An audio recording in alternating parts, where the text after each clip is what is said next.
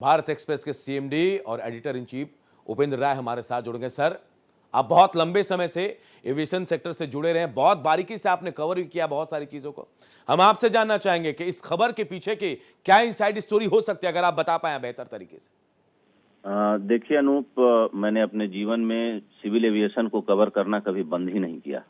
मैं, आप ऐसे समझिए कि अभी भी सिविल एविएशन के एयर शोज में जाता हूं, कवर करता हूं, समझता हूं। पहले तो अजीत दादा पवार से मेरा नया नया परिचय हुआ था, ज्यादा नहीं जानता था जी। लेकिन मैं अपनी भावभीनी श्रद्धांजलि देना चाहूंगा कि आज एक अनफॉर्चुनेट घटना हुई जिससे उनको उनका जीवन चला गया, बहुत असमय चला गया और उनके परिवार के लिए बहुत गहरी क्षति है। उनके परिवार को भी मैं अपनी शोक संवेदनाएं देना चाहूंगा। दूसरी बात है कि इस हादसे में मेरे जीवन के बेहद करीबी कमांडर सुमित कपूर चले गए, जिनका 16,000 घंटे से ज्यादा का फ्लाइंग एक्सपीरियंस था। और ये वीएसआर लियर जेट जो प्लेन था वीएसआर कंपनी का, वीएसआर लियर जेट 45, वो कंपनी जो है देश की एक लीडिंग कंपनी है और उसके पास कह सकते हैं कि चार्टर्ड सर्विस ऑपरेट करने का सबसे अच्छा अनुभव है। अब सवाल ये उठ रहा है, डीजीसीए जांच कर रही है कि भाई कैसे हुआ।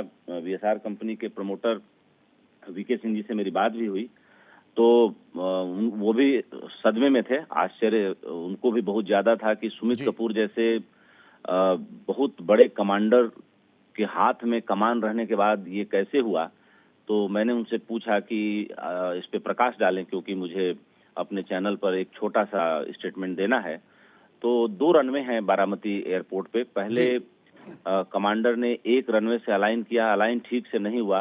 फिर दूसरा रनवे है 01, वहां से अलाइन किया और पायलट ने डिसीजन लिया लैंडिंग करने का। लो विजिबिलिटी थी, लो विजिबिलिटी के कारण जो है कहीं ना कहीं एरर ऑफ जजमेंट हुआ है। और एरर ऑफ जजमेंट कोई 20,000 घंटे भी फ्लाई कर ले तो भी हो सकता है। मुझे लग रहा है कि ये बहुत ही अनफॉर्चुनेट घटना हुई है और सुमित कपूर जैसा अनुभवी कमांडर का एरर ऑफ जजमेंट, आज कह सकते हैं कि उसको एरर ऑफ जजमेंट नहीं कहेंगे, कहेंगे कि कोई नियति थी जी। क्योंकि सुमित कपूर जितने सीनियर कमांडर इस देश में कम है। अनूप, बिल्कुल। सर, आपसे जानना चाहेंगे क्योंकि रिश्ते को लेकर बहुत मुखर थे अजीत पवार और कहते हैं कि भाई जिनसे मिल लेते थे, जिनसे मुलाकात होती थी, उनके साथ उनको जानते थे, पहचानते थे। आपके रिश्ते कैसे थे, कैसे जानते थे सर आप उनको? दादा नाम यूं ही नहीं पड़ा था क्योंकि बहुत करीबी थे लोगों के और समर्थकों के, इजी टू एक्सेस भी कहे जाते हैं।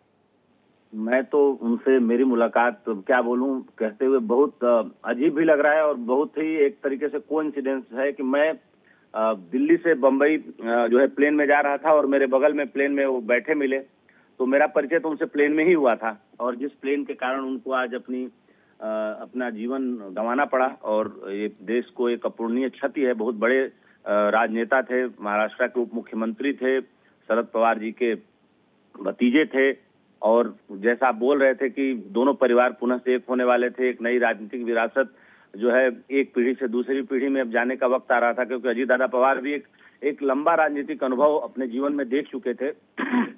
और सबसे गहरा सदमा तो शरद पवार जी को है कि अभी इस आयु में वो हैं, क्योंकि मैं उनको भी जानता हूं। सुप्रिया जी से मैं कह सकता हूं कि मेरी बहुत अच्छी बातचीत है। मैं उनको भी इस अपने टेलीविजन के जरिए शोक संवेदनाएं देना चाहूंगा, पूरे परिवार को देना चाहूंगा।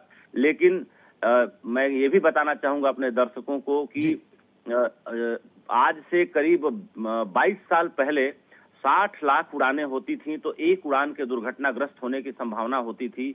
आज 1 करोड़ 60 लाख उड़ानों में एक उड़ान की दुर्घटना होने की संभावना होती है। लेकिन ये नियति है कि अगर इतनी उड़ानों में कोई एक प्लेन क्रैश कर जाए तो मानना चाहिए कि ये नियति है। अदरवाइज एयरक्राफ्ट को या एरोप्लेन को safest mode of the transport कहा जाता है और इसके दुर्घटनाग्रस्त होने की संभावनाएं बड़ी कम होती हैं। जी सर, मैं आपसे जानना चाहेंगे सर, ये चार्टर्ड प्लेन कैसे उड़ते हैं? क्योंकि डिप्टी सीएम को लेकर जाना था, बहुत बड़ा कद उनको लेकर जाना था, तो उससे पहले क्या तैयारी होती है? और इतने अनुभवी पायलट भी थे, उसके बाद ये सब होना। बिल्कुल बिल्कुल, मैं आपको अपने दर्शकों को बताना चाहूंगा कि जैसे मान लीजिए मैं चार्टर्ड प्लेन बुक करता हूं तो सबसे पहले मैं अपने ट्रेवल मैनेजर को बोलता हूं कि आप मेरे लिए एक जहाज चार्टर्ड कंपनी से बुक करें, तो जो ट्रेवल एजेंसियां होती हैं, जो ट्रेवल मैनेजर्स होते हैं, अभी कोई ऐसा ऐप नहीं आया है कि जिसपे आप बुकिंग चुपचाप डाल दीजिए और आपको डायरेक्ट फोन आ जाए। ऐसा कोई अभी ऐप हमारे देश में काम नहीं कर रहा है। लेकिन चार्टर्ड सर्विस देने वाली कंपनियां बहुत लिमिटेड हैं, अंगुलियों पे गिनी जा सकती हैं। जैसे बीएसआर देश की सबसे बड़ी चार्टर्ड सेवा देने वाली कंपनी है। उसके बाद जो है क्लब वन एयर है, दूसरी बड़ी कंपनी है, एसीएस चार्टर है, तीसरी बड़ी कंपनी है। इस तरह से और भी कुछ कंपनियां हैं जो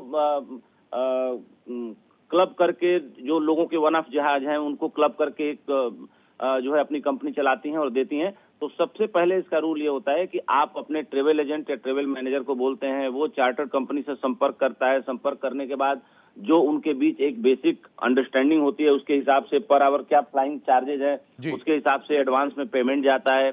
उसके हिसाब से जो है चार्टर्ड कंपनी आपका कॉन्टैक्ट मैनेजर अपॉइंट करती है, पूरी फ्लीट बनाती है जिसमें कौन कैप्टन होगा, कौन केबिन क्रू होगा, कितने सीटर प्लेन आपने बुक किया है, प्लेन का डेस्टिनेशन कहाँ से है। उसके बाद वो परमिशन लेते हैं दोनों एयरपोर्टों से और डीजीसीए को सूचना जाती है, एयर ट्रैफिक कंट्रोलर को सूचना जाती है।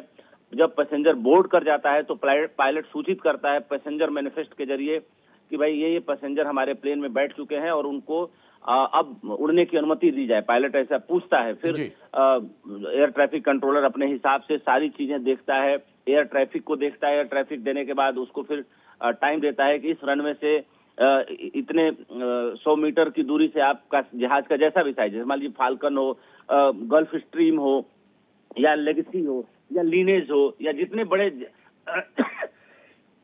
सॉरी अनूप, जितने बड़े एयरक्राफ्ट का साइज होगा उसी हिसाब से एयर ट्रैफिक कंट्रोलर आपको उड़ने के लिए रनवे देता है, ताकि उसी हिसाब से उसका ड्राइव बनाया जा सके और जहाज टेक ऑफ ले सके। बिल्कुल सर, हम आपसे बात कर रहे हैं तो हम तस्वीरें भी दिखा रहे हैं कि अजीत पवार की जो आखिरी तस्वीर थी उसी प्लेन की तस्वीर है। लेकिन आपसे जानना चाहेंगे सर, इतने अनुभवी पायलट, कमांडर, तमाम चीजें थी, जो प्लेन था वो भी बिल्कुल फिट था, क्या मौसम का इंपैक्ट हो सकता है? मौसम की वजह हो सकती है इसके पीछे? प्लेन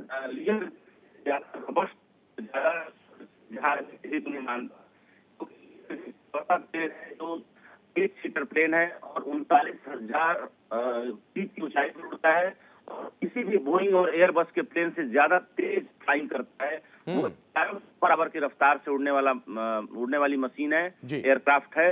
मैं जब भी उड़ता हूं मैं प्रीफर करता हूं कि मुझे लेयर जेट मिले। सर, आप बता रहे थे कि आप जो कमांडर हैं प्लेन में जो मौजूद थे उनसे आपका बहुत पुराना रिश्ता है, बहुत पुराने एसोसिएट थे। सर, हम आप उनके बारे में जानना चाहेंगे। एक बार आप बताएं कि किस तरह के थे वो और कितना अनुभव, कैसे थे वो? सारा मैनेजमेंट को भी फ्लाई कराया और मुझे भी बहुत बार उन्होंने फ्लाई कराया।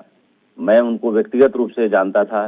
97 में जब मैंने सहारा इंडिया परिवार ज्वाइन किया था तब हमारा उनसे परिचय हुआ था और तब से लेके आज कह सकता हूं कि 28 साल, लगभग 27-28 साल होने को आ रहे हैं। हम एक दूसरे को जानते थे और उसके बाद वो जेट एयरवेज में भी काम कर चुके थे, सहारा एयरलाइन में लंबे समय तक काम किया, फिर किंगफिशर में उन्होंने काम किया, फिर उसके बाद सहारा ग्रुप की ही प्रमोटेड कंपनी थी एयर वन चार्टर्ड सर्विसेज, वहां भी उन्होंने काम किया। फिर उसके बाद कई और जो है प्रतिष्ठानों के साथ वो अलग अलग समय पर काम करते रहे। लेकिन बीएसआर वेंचर्स जो एविएशन लीडिंग एविएशन कंपनी है, कंपनी की जो चार्टर्ड सेवाएं प्रदान करती है, जिसके पास करीब अपने 32 जहाज हैं, अपने 22 जहाज हैं और टोटल अगर देखा जाए जो कंसोलिडेट जितना एयरक्राफ्ट का शेड्यूल वो करते हैं बेसिस पे करीब उनके जरिए रोज उड़ते हैं, तो उसमें सुमित कपूर उस पूरी फ्लीट में सबसे अनुभवी कमांडर थे, सबसे अनुभवी व्यक्ति थे और आज तक कह सकते हैं कि उनको किसी भी फ्लाइंग के दौरान एक मेमो भी नहीं मिला था, एक वार्निंग भी नहीं मिली थी, कोई उनसे ऐसी चीज नहीं हुई थी जिसको DGCA, director general of civil aviation ने गलत पाया हो। तो ऐसी सिचुएशन में अगर एरर ऑफ जजमेंट और लो विजिबिलिटी के कारण ये जो हादसा हुआ है, मैं कह सकता हूं कि आपको बता रहा था कि आज से करीब 22 साल पहले 60 लाख उड़ानों में एक उड़ान के दुर्घटनाग्रस्त होने की संभावना होती थी।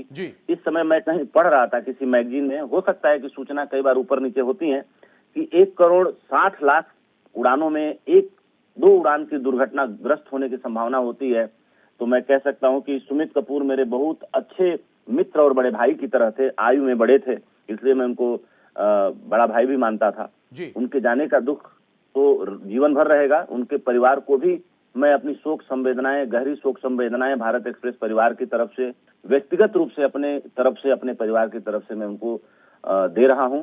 और एक बार पुनः मैं अजीत दादा पवार के परिवार को भी अपनी शोक संवेदनाएं दे रहा हूं, क्योंकि ये हादसा बहुत ही अनफॉर्चुनेट है। कह सकता हूं कि नियति इतना क्रूर होती है, ऐसा आज कहने को मैं मजबूर हो रहा हूं।